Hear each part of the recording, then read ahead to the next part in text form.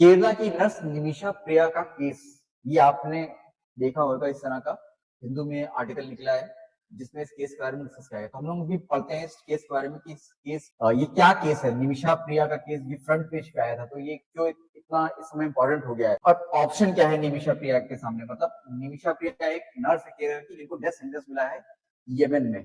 तो क्यों मिला है वो केस देखेंगे और ऑप्शन क्या क्या है इनके पास कि ये किस तरह से वापस सुरक्षित अपने देश इंडिया लौट सकती है। तो चलिए पढ़ते हैं इस केस को डिटेल में। ये जो निमिषा प्रिया है ये पलक्कड़ डिस्ट्रिक्ट है केरल में, वहां की रहने वाली है। और इनको एक यमन का जो सिटीजन है, यमन के नेशनल तलत अब्दो मेहदी, इनके किलिंग के लिए, इनके मर्डर के लिए इनको इम्प्रिजन किया गया था जुलाई 2017 में। और इनको वहां की अथॉरिटीज, जो वहां की पुलिस थी, जब ये वहां यमन से भाग के इंडिया आ रही थी, तब उनको पकड़ लिया गया और 2020 में इनको डेथ सेंटेंस दिया गया। अभी फिर इन्होंने अपील करी। इनकी अपील वहां पे कहाँ की जाती है, सुप्रीम जुडिशियल काउंसिल होता है, वहां पे इन्होंने अपील करी कि डेथ सेंटेंस इनका चेंज कर दिया जाए या जो भी इनकी प्रॉब्लम थी उन्होंने बताई। लेकिन सुप्रीम जुडिशियल काउंसिल जो यमन का था, उन्होंने उनकी अपील को नवंबर 2023 में डिस्कस कर दिया।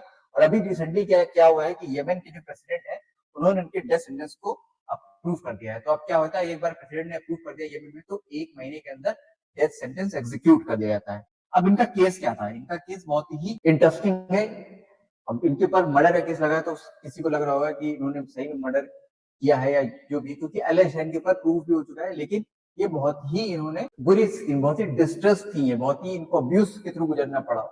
इन्होंने उसमें अनइंटेंशनली किसी को मारा है। तो केस क्या है उसके बारे में बताते, क्योंकि इंडिया में ये, क्योंकि इंडियन गवर्नमेंट, इंडियन एम्बेसी जो है यमन में, Indian for ministry of external affairs, इनको छुड़ाने की कोशिश कर रही है, क्योंकि सिंपैथीज इनके साथ। इन्होंने बहुत अब्यूज झेला है यमन में, जिसके बाद इन्होंने जान भी लेने की कोशिश नहीं करी थी उस आदमी, जिसका नाम लोगों ने लिया, तलत अब्दो मेहदी का, लेकिन गलती से मर्डर हो गया, जिसकी वजह से इनको ये सजा मिली है। तो क्या केस था ये, 2008 में जब ये नर्स बनी तो ये यमन चली गई, और 2011 के अराउंड इन्होंने टोनी थॉमस, जो कि यमन में ही काम करते थे, उनके साथ केरला में वापस आके शादी करी।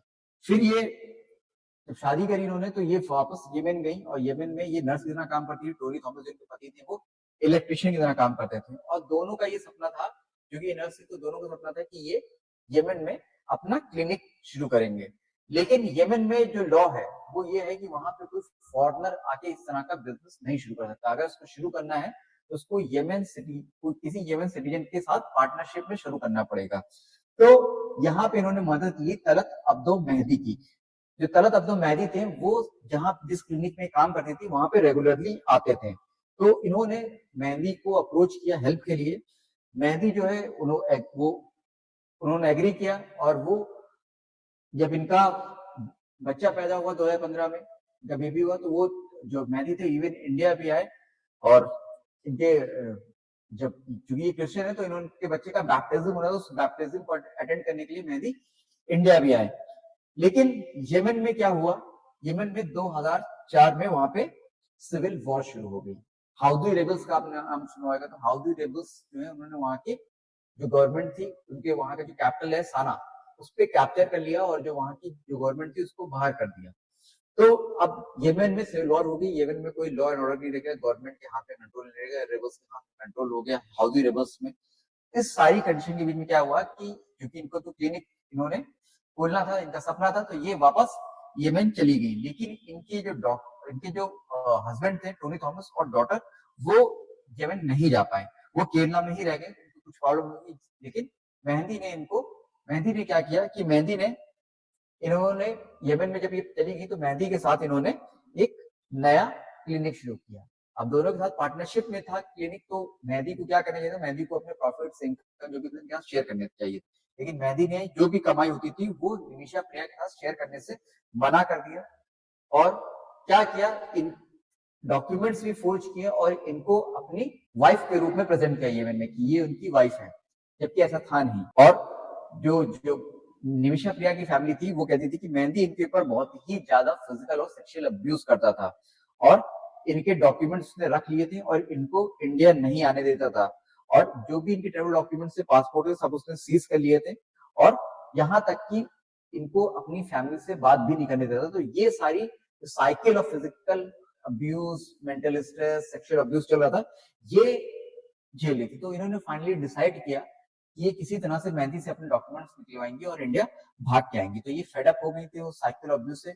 अल्टीमेटली इन्होंने अपने एक फेलो नर्स हन्नान, उनका मदद लिया और क्या किया, इन्होंने मेहंदी को सिडेट कर दिया। सिडेटिव्स होते हैं मतलब बेहोश करने की दवा लगा दी इंजेक्शन से, ताकि मेहंदी बेहोश हो जाए तो ये अपना पासपोर्ट और अपने ट्रेवल डॉक्यूमेंट जो है वो मेहंदी की जो पोजीशन में है उससे चुरा सके, उससे वापस ले सके और इंडिया वापस भाग आए। लेकिन गलती से क्या हुआ कि इन्होंने मेहंदी को जो सिडेटिव दिया था, इंजेक्शन दिया था बेहोश करने के लिए, वो ओवरडोज हो गया, वो जरूरत से ज्यादा लग गया, तो उसकी वजह से मेहंदी की डेथ हो गई। और फाइनली जब दोनों, जो हन्नान एक मेल फ्रेंड था, इनका मेल फेलो था, और निमिषा प्रिया, जब दोनों मेहंदी की डेथ हो गई तो डर गए। जब डर गए तो इन्होंने क्या किया कि मेहंदी की जो बॉडी थी उसको चॉप कर दिया, अलग अलग हिस्सों में बांटा और वाटर टैंक में फेंक दिया। और वहीं से क्या कहते हैं, ये पकड़ ली गई। और जब 2017 में ये पकड़ ली गई तो इनको फाइनली डेथ सेंटेंस मिला मेहंदी को मारने के लिए।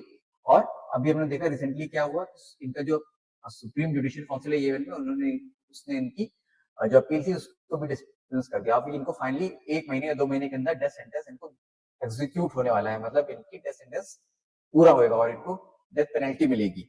लेकिन अब क्या है कि Indian government, Indian ministry of external affairs, ये सब और केरल की जो कम्युनिटी है, कम्युनिटी लीडर्स हैं, वो तो ट्राई कर रहे हैं कि किसी तरह से निमिषा प्रिया को बचाया जा सके, क्योंकि पब्लिक सिंपैथीज इनके साथ है। आप देख सकते हैं कि इन्होंने जो, एक तो पहली बात इन्होंने मर्डर नहीं किया था, ये मर्डर गलती से अनइंटेंशनली हो गया उनसे, और वो भी इन्होंने तब किया जब ये फेडअप हो चुकी थी बहुत ही ज्यादा मेहंदी के सेक्सुअल और फिजिकल अब्यूज से। तो इसीलिए पब्लिक सिंपैथीज इनके साथ है इंडिया की, और इंडिया इनका जो सेफ रिटर्न और रिलीज है उसको सिक्योर करना चाहता है।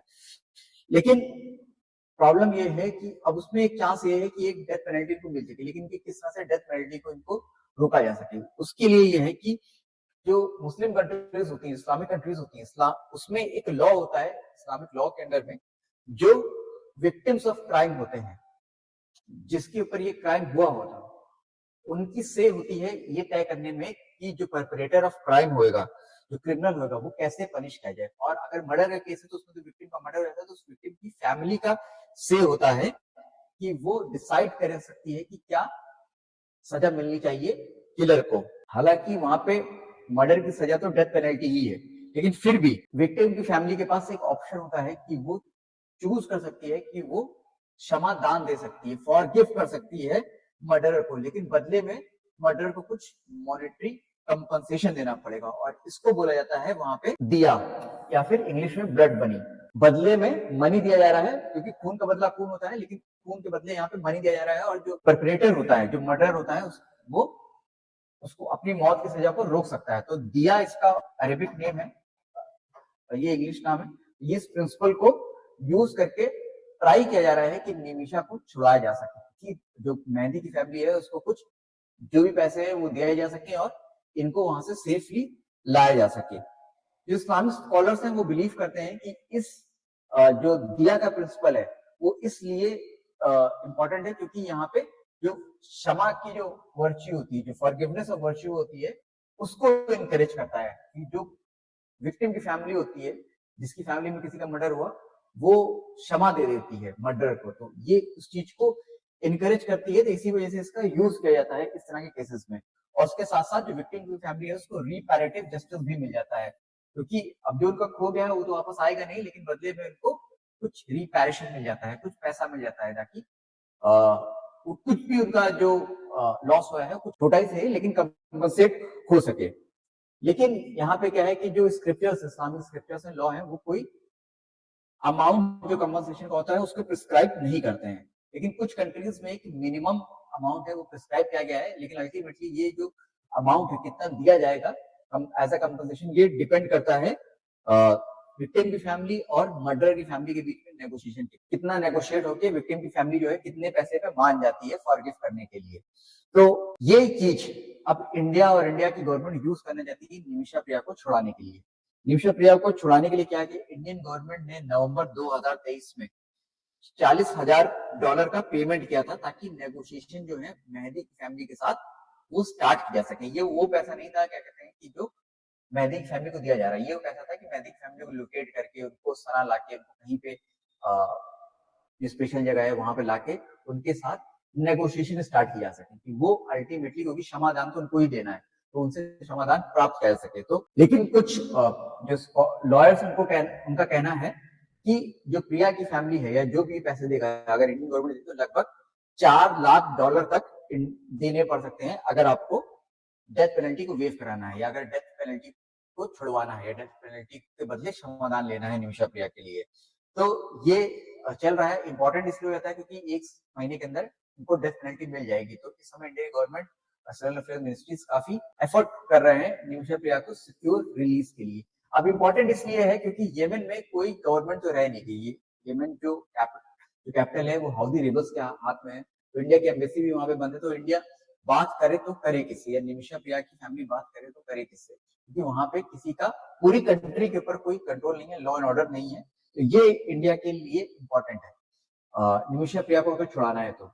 निमिषा प्रिया केरल की रहने वाली है, तो केरल के एमएलए और वहां के जो कम्युनिटी लीडर्स हैं उन्होंने भी एक प्रयास किया है। एक उन्होंने इस तरह का प्रयास शुरू किया है जिसका नाम है सेव निमिषा प्रिया इंटरनेशनल एक्शन काउंसिल, जो 2020 में बना था, फॉर्म किया गया था। और इसका काम क्या है, ये क्या कर रहा है, ये जो फंड है लगभग $4 लाख जो लगेंगे उसको रेज करने का काम कर रहा है कि अगर फाइनली उनकी फैमिली अगर मानती है क्षमा देने के लिए निमिषा प्रिया को, तो उनको पैसा दिया जा सके। तो उसके लिए ये कलेक्ट कर रहे हैं पैसा, $4 लाख के अराउंड।